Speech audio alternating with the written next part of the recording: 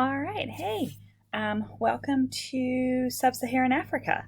So, up to this point in class, we spent most of our time talking about Europe and Europe's impact on the world.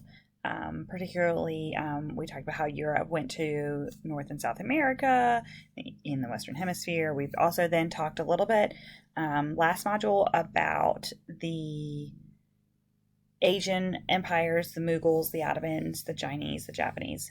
This particular set is going to cover the kingdoms of Africa that were dominating everything regionally between 1500 and 1800. So the same time that we've been talking about, the same time period, this early modern historical period, but for Africa as opposed to the other places that we've talked about. So the ones that we have are you can see that Africa had quite a lot of kingdoms, a lot of which overlapped throughout time. But the ones that we're going to cover right now are the Songhai, which we spell with an I, the Songhai here in Western Africa, the Ashante, which is spelled a couple of different ways, the Congo, which can also be spelled more than one way, the Zulu here in South Africa, and then the Kingdom of Ethiopia. So the Kingdom of Ethiopia is inside modern day Ethiopia. So that might be helpful. But it's important to know that these African kingdoms were vast and wealthy and powerful, and they had strong indigenous cultures and religions and systems in place. And those are going to be challenged as the Europeans have expanded into Africa. You might remember that we talked about Vasco da Gama, who sails from Portugal around the Cape of Good Hope and into India. And in doing so, he creates several ports and points of contact along the coast of Africa. And that opens up Africa to this fairly dangerous situation that they have, where ultimately most of these kingdoms no longer exist. So for each of the empires, we're going to talk about sociocultural systems, the political systems, and the economic systems that were in play in this time period.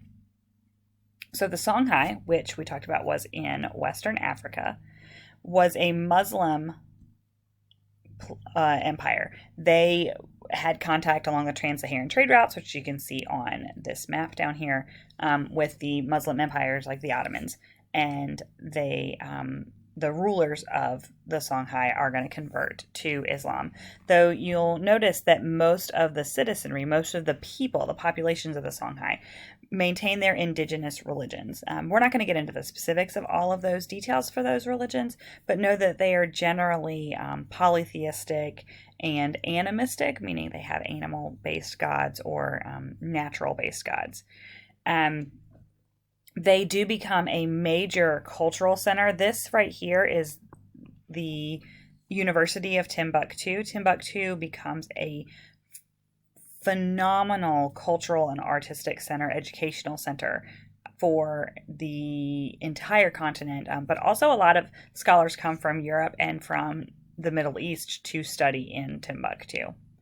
They do have a king who's in charge of a very large military. They also have a bureaucratic system. Remember, that's where you have different levels, different departments that are going to be controlling different things. It's a breakdown, a tiered system to help manage all the affairs of the government.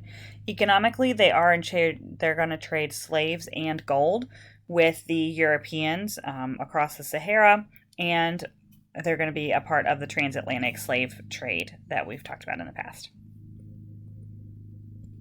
All right. Next up are the Ashante, or the Ashanti. They're still in Western Africa, but they are a coastal region of Western Africa, so just south of the Songhai. They're where the modern day country of the Ivory Coast is.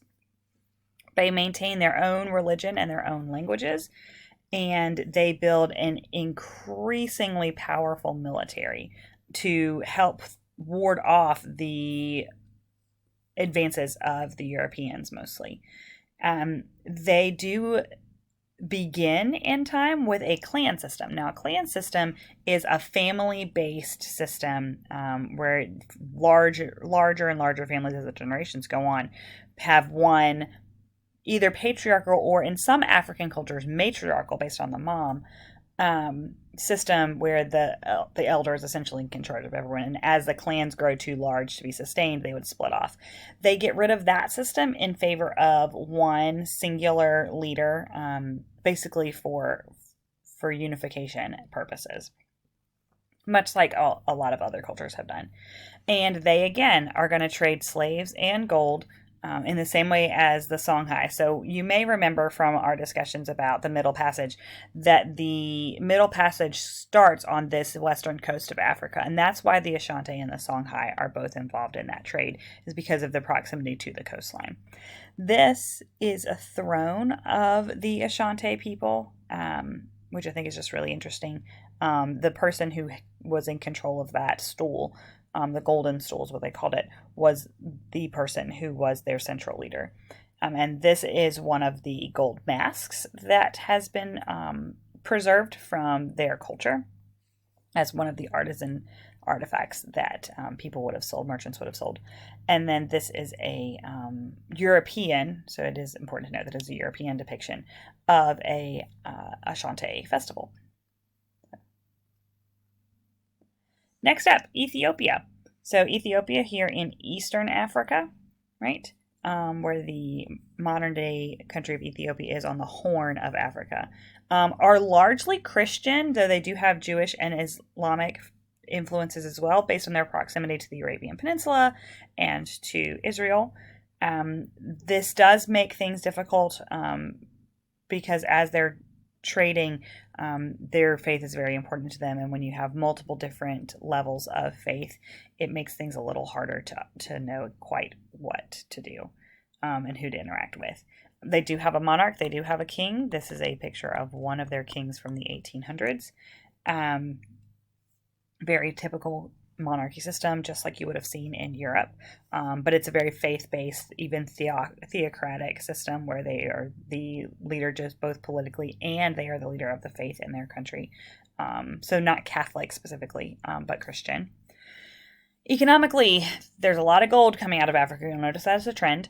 They do have ivory, and they also are big into the frankincense trade. So that is frankincense. Frankincense is something that you can burn for incense, right, for the smell. And so frankincense comes from that region of the Horn of Africa.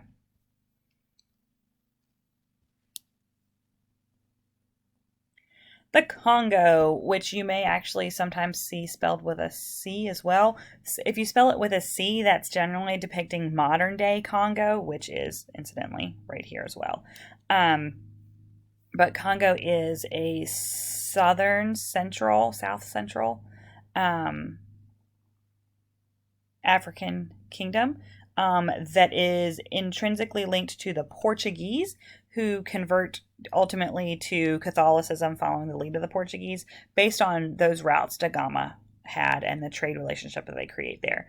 They do a lot of wood and cloth and terracotta art. This is an example of one of those art pieces. You can see how intricate the adornments are on this figure from the Congolese people. This is another example. This is a 1700s, I think, era crucifix that was made during by the Congo people. This is a depiction of a Portuguese meeting with the Congolese. I think if I make it a little bit bigger, you can tell a little bit better. Because you have to judge by what they're wearing, right? So, whoops. Let me see if I can bring it to the front. There we go. You can see here that this is a Portuguese man in European style clothing. These are European Portuguese soldiers, right? And then this is the king of the Congo. All right. They are producing a lot of agriculture, metalworking, also ivory, and again slaves, because it is a coastal export region. All right, and our final group of the day is the Zulu. The Zulu are in modern day South Africa, like the nation of South Africa, but they actually operate even like in 2020. The Zulu operate as an independent kingdom within a modern day country, kind of similar, but with more economic power and more stability, I would say, than a like modern day Indian reservation, Native American reservation. So they do maintain their religion, which is a spirits and magic based faith. They also do a lot of oral traditions. So the Zulu culture is based on storytelling, sort of similar to like when you learned about Homer last year in the Odyssey and how the history of the Greeks was told by oral tradition. People were saying these stories and passing them down in the Zulu language. They do have a king with a bureaucracy, very similar to all these other cultures. And unfortunately for the Zulu, their main economic system is agriculture and livestock, and that's actually one of the reasons that they are taken over ultimately by the Dutch, is that they had no real true wealth. Agrarian societies are very, very poor generally, and so they have a lot harder time maintaining trade relationships with European countries because there's not a lot for them to.